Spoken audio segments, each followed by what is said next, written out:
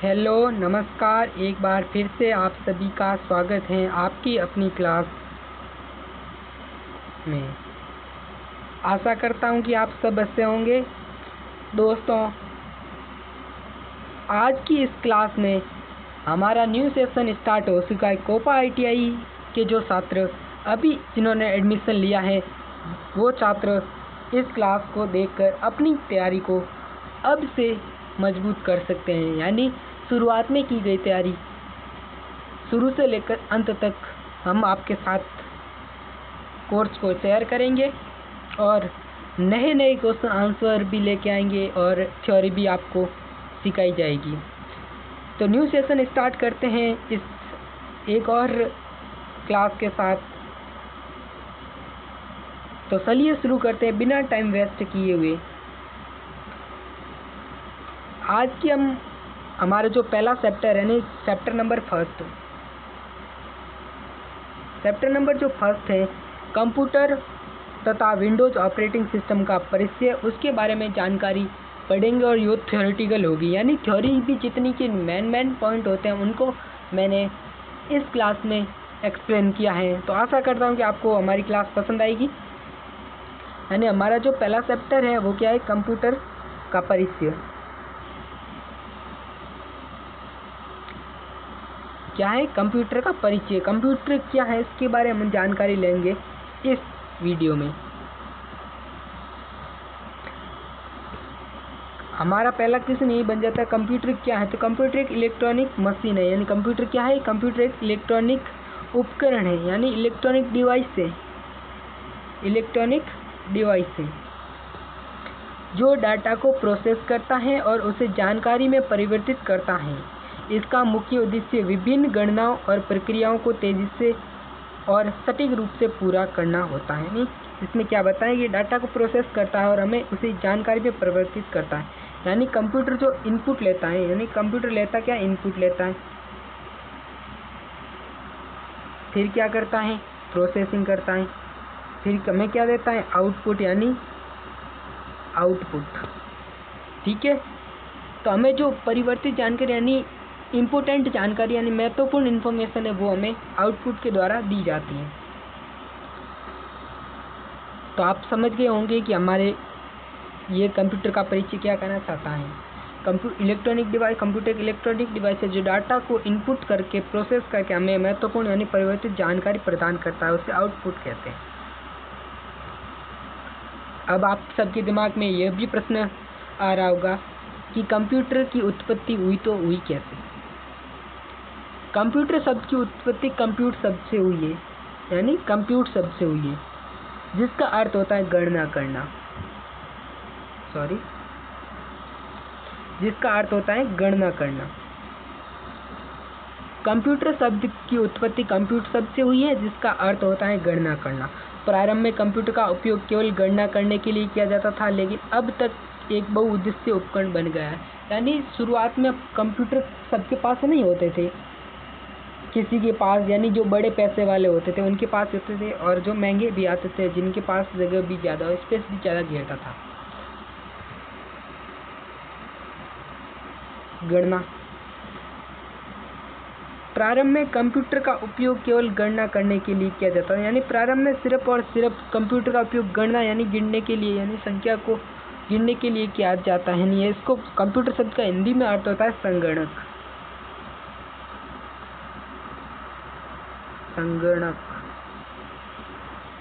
क्या अर्थ होता है, संगणक। बहुउद्देशीय। आजकल कंप्यूटर का उद्देश्य उपकरण है बहुउद्देशीय उपकरण है जिसका उपयोग विभिन्न कार्यों के लिए किया जाता है। नहीं, आज कंप्यूटर कोई एक काम के लिए न बनाया, ये अनेक कार्यों के लिए बन गया है, इसलिए इसका अर्थ था बहुउद्देशीय। आगे बढ़ते हैं।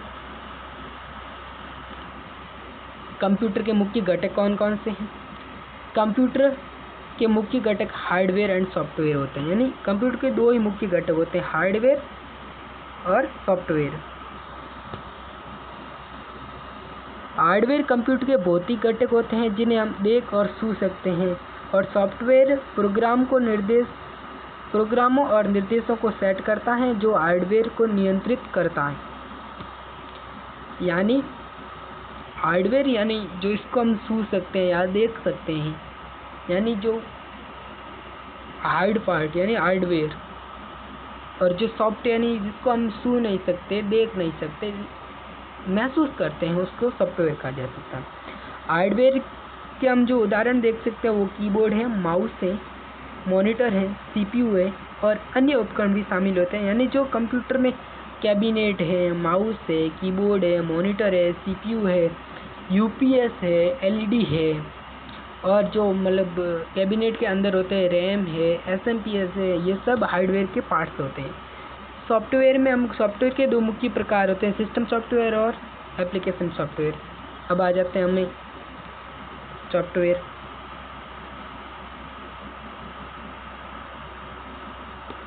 तो आप बोलोगे सॉफ्टवेयर कितने प्रकार के? सॉफ्टवेयर दो प्रकार के होते हैं, सिस्टम सॉफ्टवेयर और एप्लीकेशन सॉफ्टवेयर। अब आपके दिमाग में ये भी सवाल आ रहा होगा सिस्टम सॉफ्टवेयर क्या है और एप्लीकेशन सॉफ्टवेयर क्या है, तो चलो देखते हैं।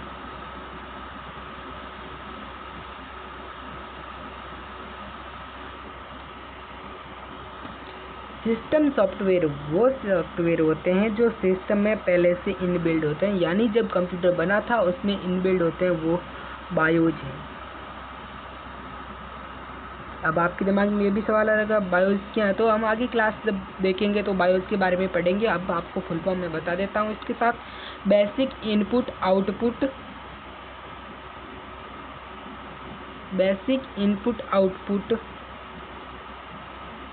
सॉरी कुछ पास में ज़्यादा आवाज़ होने के कारण मैंने रोक दिया था। क्या बता रहा था मैं आपको, यानी बायोस की फुल फॉर्म बता रहा था। तो बेसिक इनपुट आउटपुट सिस्टम होता है इसकी फुल फॉर्म, यानी जो पहले से इनबिल्ड होता है, यानी कंप्यूटर को जब रन करते हैं वो तो बायोस की क्रिया से होकर हमारा कंप्यूटर रन होता है, उसे सिस्टम सॉफ्टवेयर कहते हैं। और अब आपके दिमाग में आ रहा होगा कि हमारे एप्लीकेशन सॉफ्टवेयर कौन से, तो एप्लीकेशन सॉफ्टवेयर जो भी हैं यानी MS ऑफिस एक एप्लीकेशन सॉफ्टवेयर है, यानी MS ऑफिस है वो एक एप्लीकेशन सॉफ्टवेयर है। अब आपके दिमाग में और कौन से सॉफ्टवेयर है एप्लीकेशन सॉफ्टवेयर है, तो हमारा टैली भी एक एप्लीकेशन सॉफ्टवेयर है, VS कोड भी एक एप्लीकेशन सॉफ्टवेयर है। ऐसे अनेक जो हम अलग से सॉफ्टवेयर का यूज़ कर रहे हैं, कॉरल ड्रॉ है, फोटोशॉप है, ये सब अलग से एप्लीकेशन सॉफ्टवेयर होते हैं। तो आपको आशा करता हूँ समझ में आ गया होगा हार्डवेयर और सॉफ्टवेयर के बीच का अंतर, और एप्लीकेशन और सिस्टम सॉफ्टवेयर के बारे में भी जानकारी प्राप्त हो चुकी होंगी। अब आपके दिमाग में आ रहा होगा कंप्यूटर कार्य कैसे करता है, यानी कंप्यूटर काम तो करता है, वो करता कैसे। बोर तो नहीं हो रहे आप सब लोग? आशा करता हूँ आप बोर तो नहीं हो रहे होंगे। तो कंप्यूटर की कार्यप्रणाली आमतौर पर IPO cycle, input process output के रूप में समझाया जाता है। IPO यानी शॉर्टकट में याद करने के लिए IPO याद रख लोगे तो आप कंप्यूटर की कार्यप्रणाली को आसानी से समझ पाओगे। उपयोगकर्ता कीबोर्ड, माउस या अन्य इनपुट डिवाइस के माध्यम से डाटा को या निर्देश प्रदान करता है। अब मैं आपको बताता हूँ कि हम यूजर, फिर यहाँ पे स्टोर यानी डाटा का जो संचरण होता है, स्टोर वगैरह होता है, प्रोसेसिंग, और यहाँ पे डिस्प्ले। ठीक है, तो इन यूजर जो भी डाटा देता है वो इनपुट के रूप में होता है। यूजर जो भी डाटा देगा वो किस में होगा, इनपुट के रूप में। फिर मशीन करेगी प्रक्रिया, यानी जो डाटा, यानी हमने रॉ मटेरियल दिया यानी कच्चा डाटा दिया, उससे रॉ जो मशीन करेगी वो प्रोसेस करेगी। फिर हमें यानी महत्वपूर्ण जानकारी यानी इंफॉर्मेशन देगी, वो एक सटीक इंफॉर्मेशन देगी, वो होगी आउटपुट। क्या होगी? आउटपुट। तो देख लो, हम देख लेते हैं। इनपुट के जो उदाहरण है वो देखते हैं। उपयोगकर्ता कीबोर्ड, माउस या अन्य डिवाइस के माध्यम से हमें डाटा निर्देश करते हैं। यानी कीबोर्ड है, माउस है, अन्य डिवाइस में देख लो कि जो मैं पढ़ा रहा हूँ ये भी एक इनपुट डिवाइस है, पेन का यूज कर रहा हूँ वो इनपुट डिवाइस हो गया, स्कैनर हो गया, ये सब इनपुट डिवाइस हैं। और माइक्रोफोन हो गया, ये भी एक इनपुट डिवाइस है।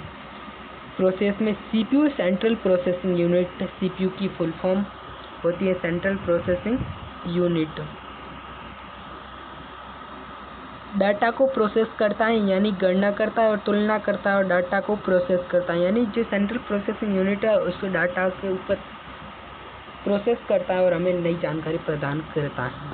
आउटपुट, प्रोसेस के बाद जो परिणाम देता है, यानी जो महत्वपूर्ण इन्फॉर्मेशन देता है वो मॉनिटर, प्रिंटर या अन्य डिवाइस के माध्यम से, आउटपुट डिवाइस के माध्यम से हमें प्रदान करता है। जो आउटपुट देता है वो दो प्रकार से होता है, सॉफ्ट कॉपी या हार्ड कॉपी। अब आपके दिमाग में आ रहा होगा कि सॉफ्ट कॉपी और हार्ड कॉपी क्या है। सॉफ्ट कॉपी और हार्ड कॉपी क्या है। तो हार्ड कॉपी और सॉफ्ट कॉपी क्या है। सॉफ्ट कॉपी वो होती है जो हमें मॉनिटर पे दिखाई देती है और हार्ड कॉपी वो होती है जो हमारे प्रिंटर पे दिखाई देती है। तो हमें सिस्टम जो हार्डवेयर और सॉफ्ट कॉपी और हार्ड कॉपी वो दो प्रकार से आउटपुट कंप्यूटर में प्रदान करता है। आगे बढ़ते हैं। कंप्यूटर के प्रकार कौन कौन से। कंप्यूटर में नियमित प्रकार होते हैं, यानी कि कंप्यूटर के विभिन्न प्रकार होते हैं। यानी कोई एक कंप्यूटर नहीं होता है कि एक ही कंप्यूटर का नाम कंप्यूटर है तो एक ही प्रकार होता है, जिनमें micro computer, mini computer, main frame computer और सुपर कंप्यूटर। सबसे छोटा कंप्यूटर होता है वो होता है माइक्रो कंप्यूटर,